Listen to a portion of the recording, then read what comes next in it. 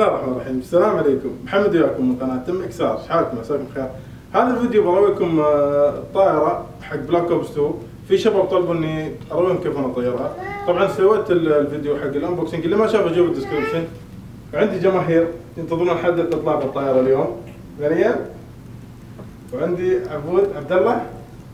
طبعا هذه الطائرة تشوفون، فالحين طبعا ما اعرف اسوقها، فعادي تصدم في كل مكان. فيلا ان شاء الله نضبط الوضع. ايوه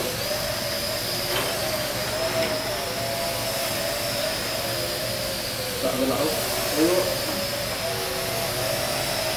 صراحة الطيارة حلوة ومتعبة، بس شوية صعبة التحكم فيها. هذا ربط الطيارة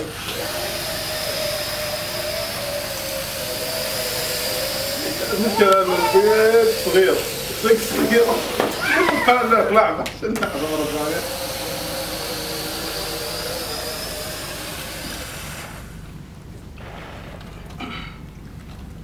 عبودي يلا. لا لا لا لا لا لا.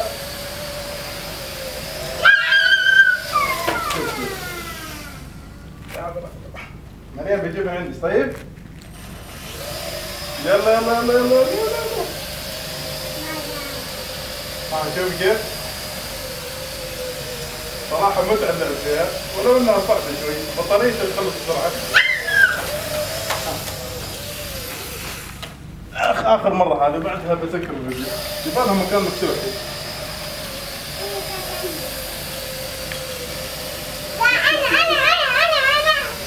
لا لا لا لا لا لا تعمل.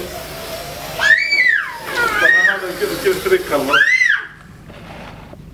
يلا بعد مرة عشان العيال. يلا ها يلا ها عبودي شوية.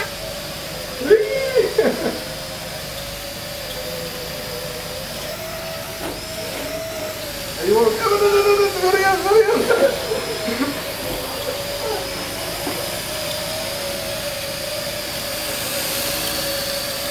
خليني بحاول استلم اجيبها عندي. لا لا لحظة، تعال تعال تعال.